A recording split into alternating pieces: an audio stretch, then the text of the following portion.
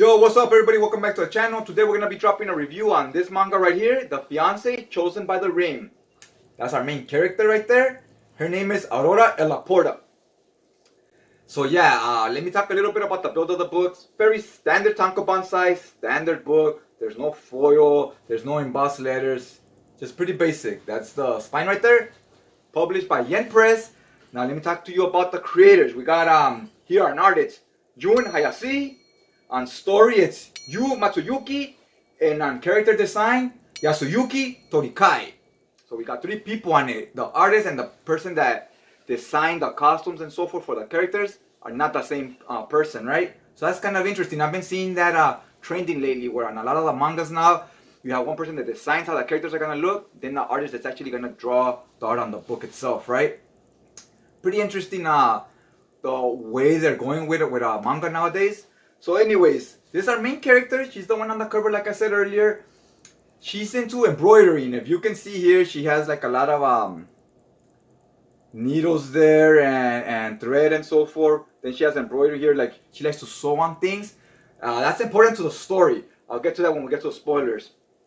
So I'm gonna give you a big rundown of just the synopsis type of thing, right?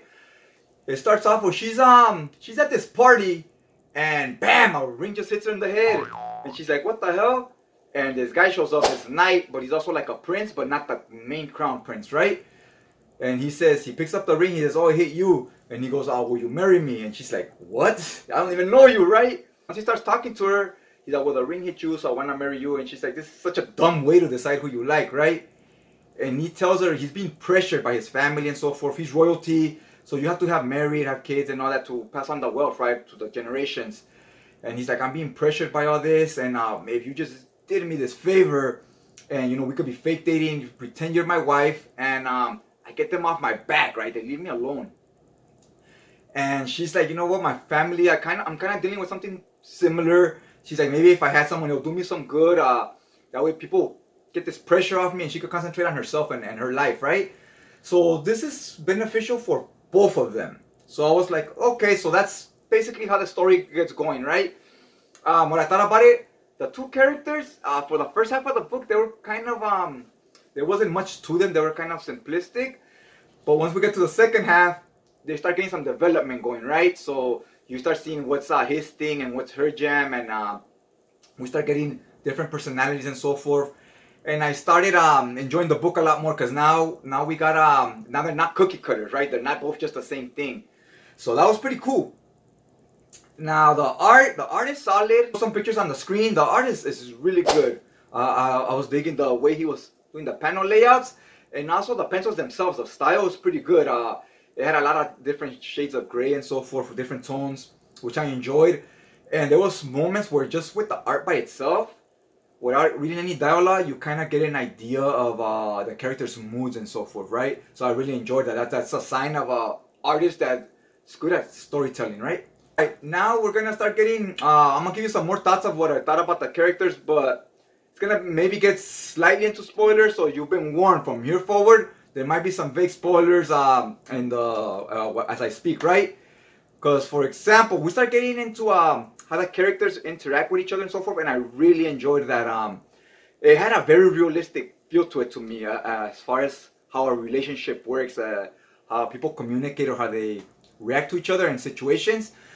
Now, there's this part where this guy, he has a lot of pressures, right? He's a prince, and he has like this duel or battle type of thing he has to go to.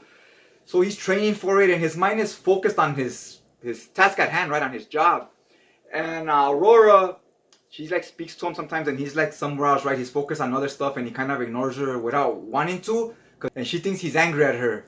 And she's like, wow, he's in a serious mood today. And there's a few situations where she's like, wow, he's very off-putting today, or very distant. And he's, a lot of these situations, he's not even mad at her. They have nothing to do with her, right? It's just his life. He has other things going on at work or whatever. So he's distant, right? And I really liked, those type of scenes, because I was like, wow, I go, this feels very like real. Like, sometimes people can feel that way, where somebody's acting up a certain way, and it really has nothing to do with you, but in your mind you're like, what did I do, right? Like, and this happened a few times here, stuff like that. And they don't need a bunch of big arguments or strong words for you to know that there's like, oh, you know, he's somewhere else, or she's kind of arguing with him, but without it ever saying they're arguing, you just know by the tone or their moods. So I thought that was real, like, subtle, but very impactful at the same time. Really enjoyed that. Now, a heavy spoiler here that I'm gonna get to is where it starts getting more spicy, not in a romantic way, but spicy as in the story gets more interesting. Is that we start finding out he has some type of magic, right? So when he's fighting, he's a great swordsman, but he has some type of powers. And then we start finding out about her, something she didn't even know about herself. She has some type of magic too, like when she sews, because she's into sewing. So when she sews certain things that she makes for certain people, those things kind of have magic of their own. Like, I'm just going to give you an example. This doesn't happen in the story, but it's just like an example so you could get what I'm talking about. Like, if he's about to fight and she goes, I'm going to sew this sword onto your shirt or whatever, it's going to bring you luck, right?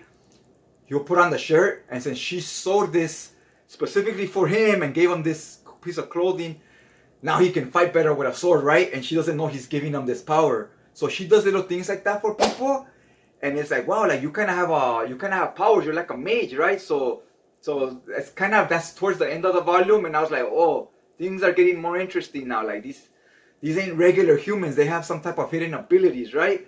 So yeah, I can't wait to see what happens in the second volume. We know things are picking up story-wise.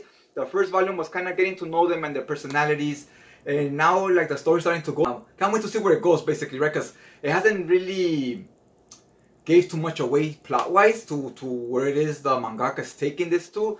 So it was kind of a slow burn as far as story-wise, but it was never slow paced with the characters, because they were always doing something, right, and getting to know each other now. So you were always learning something about them as you read, right? It wasn't just empty dialogue, right? It wasn't just there with no calories or no substance. It was going somewhere, right? Like the sewing, for a while, I was like, she's just sewing. Like, what's the point of that? But there was a point of it towards the end of the book. You're like, oh, like the sewing now it makes sense how it fits the story, right?